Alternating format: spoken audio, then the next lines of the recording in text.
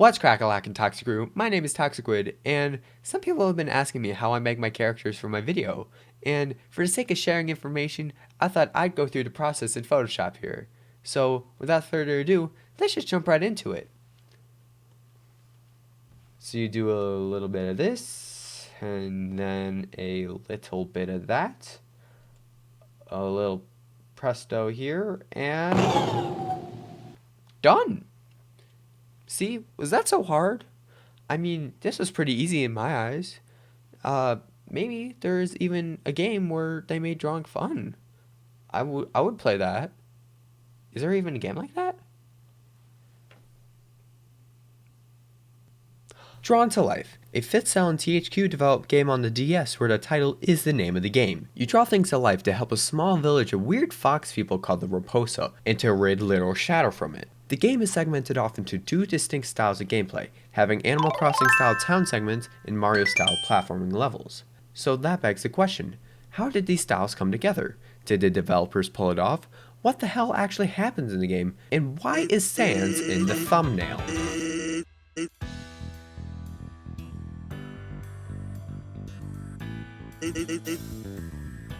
It's Halloween, and rather than talking about a traditional spooky game, I'm taking a look at one of the most cheerful games I've seen on the DS. In the midst of games nowadays where you can literally roam around in hell and beat up demons or are shooting zombie Nazis in the head, Drawn to Life provides a nice change of pace in between those much more hardcore games. Now the last time I checked, you actually have to put the damn game into the DS. So, with that, let's fucking jump straight into this mess of a game. Jumping straight into the gameplay, to start out there's a nice town building section of the game, which is very reminiscent of Animal Crossing, and in my opinion is infinitely more interesting than the platforming levels, and has a lot more untapped potential than they actually have put into the game. As the town populates out with people, you see the town develop and grow with kooky characters and creations that you make with your own hands. Oh, I haven't yet talked about the creation aspect, haven't I? So to start out, you are technically playing as 2 characters. A god called the Creator, and a conduit you made which is represented by Sans here. So what the Creator does is that in both the town and the level segments of the game, and when a situation presents itself, you get to create a different object, like a hand glider, a tiki head, a simple swing, and even weapons that you take into each world. And this extends to the town, but I will get to that. As said previously, there's a town building part of the game, as well as a level-based platforming sections, which is where you'll be spending the majority of the game in. So now the 4 world themes consist as follows. World 1 is snow, World 2 is forest, Islands is World 3, and the last world is a city. Each world has their own gimmicks, like the forest world granting you 2 extra jumps with the addition of wings, the island world letting you swim around with a scuba helmet and flippers, and the first part of the city world where you can hulk out by eating some fruit before entering the level. But all the levels do have a couple things in common. For instance, the fact that you have to get yourself to the goal by collecting 7 MacGuffins with 3 extras along the way, as well as a weapon and toolkit to defend yourself from icky sticky shadows monsters, which I'll get to back in a second, as those relate to the story pretty heavily. But actually concerning the weapons, you get at least 1 weapon in each world, like a snow shooter in the snow world and a homing starfish bazooka called Starzuka in the island world, as well as a fucking sword for the final 2 levels of the city world. And as this is a platformer, you got yourself your mainstay arsenal of movement options and actions you can do. For instance, jumping, crouching, interacting, attacking, and my favorite, the ground pound, aptly called the ground bounce.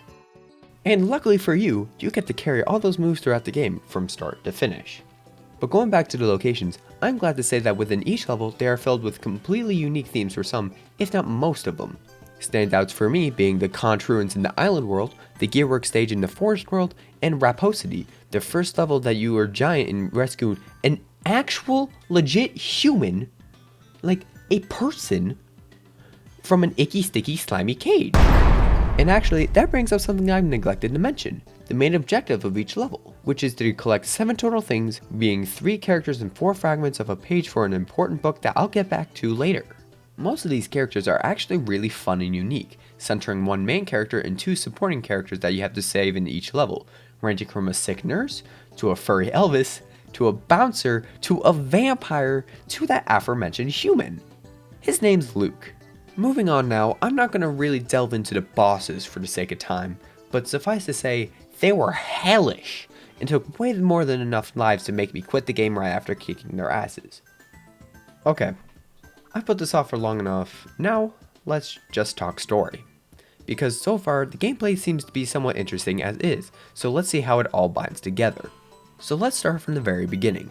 You are greeted when you start the game by a book, where after you draw some things like a tree, a raposa, and even just a circle, afterwards, you are greeted by a girl named Mari and a boy named Joey, both in a rundown village where everyone has left because everything is just awful there. You get to talk to Mari, as you do as a god, you know. And after talking to all other 2 people in the town, one of which being Mari's papa, the mayor, who don't want to listen to her bullshit, Marie and Joey continues to a landmark called a Creation Hall, a rundown circus tent looking thing, where, when entered, is full of dusty books, a cobweb or 2, and a discarded mannequin which will eventually become the second playable character in Sans the Skeleton. After another brief creation tutorial, I finally got to make my crude looking Sans, and I'm not gonna lie, this wasn't fun. I originally played this game on the DS, but as my DS capture card is completely busted, I'd resort to other completely legal methods to try and capture the footage that you see here. So I'd use an alternative controller, being my mouse and my keyboard. But that aside, I made Sans the Skeleton and proceeded to go down to the village gate, where I was greeted by an icky sticky shadow gremlin named Wilfer. This guy is, unsurprisingly, the main antagonist, and made all the icky sticky shadow monsters in all the platforming levels, all the cages that people were stuck in, and the shadows that block out the town. Wilford does have a backstory, however, which basically just boils down to he wanted to create some stuff that just went horribly wrong. Oops. But for right now, all he does is say some edgy things and explain that he brought the darkness to the village by extinguishing a doodad called the Eternal Flame, which can be restored if the page can be placed back into this handy dandy notebook called the Book of Life, which is handled by the mayor. So that sets up the structure of the game. Go to a level, rescue 1 important person and 2 others, and retrieve the 4 convenient pieces of a page so that the mayor can place it back into the book and restore some part of the town. After beating the first level, the first page that you restore is the aforementioned Eternal Flame, where it's just basically a bonfire pit where every time you tap it after each level, it removes a little chunk of shadow from the town, conveniently over to where the villagers' stuff is. For instance, when you rescue Chef Cookie, you illuminate the area that houses his restaurant. And when you rescue Galileo the astronomer, bam, the observatory shows up. Repeat the same structure for 15 out of the 19 levels, as the other 4 are basically boss levels that only drop off 1 new person, being the mute corrupted baby named Heather, a probable cultist, a literal vampire, and possibly Wilfer. Sure, there are some story and character beats along the way, but I didn't really care about them, like Marie's story about becoming the mayor's successor, and everything Joey just wants to do. Oh, and before I wrap up the story, I just want to tell you that both Wilfer and the mayor just straight up dies. Like, Wilfer punches the mayor so hard, he just falls over and perishes. And after you fight Wilfer, he's defeated and just disintegrates. He pulled an Infinity War and literally just disintegrates. This is rated E for everyone, folks. And with that, that's the end of the game. But as there's no such thing as a perfect game other than Pokemon Black and White 2, I do have one fatal issue of the game, and that is concerning the relationship between you, the creator, and you, represented by your custom character, in this case, Sans. So let's think of it like this. The game is split up into 2 very distinct sections, the platforming levels and the town building hub overworld. And the funny thing is, they don't mix well at all. For one thing, the town is actually interesting, and in the levels it's like playing a Mario game where he just had a little too much spaghetti. And in the town, you are a deity known as the creator, and basically ghosted a whole race of animal creatures. And that actually brings up a weird duality of your character. You are both a person as well as a god. But they're not connected aside from you bringing your creation to life, in this case Sans the Skeleton. So let's analyze it like this. Let's think of it as you're playing as both a funny Italian man Mario, as well as Shigeru Miyamoto, the guy who created Zelda, Mario, Pikmin, etc, etc. For me, I'd much rather play as Miyamoto, as building things and ideas seems infinitely more interesting as going as a chunky yet athletic plumber to save another princess in another castle every level for almost 20 levels. And therein line exists the issue with the game. The town is built off of platforming levels, which are a pain in the ass to play, as Sans' physics are very tanky and is hard to attack, even with the guns they give you. The reason why I like the Starzuka the best is that I don't even have to aim, they all home in on it. But, rants aside, I sorta liked the game. It definitely had its highs and lows, but in the end I think its lows sank deeper than what I remember from when I was younger. The developers tried a new concept, but I really don't think it didn't pan out as well as they would have hoped.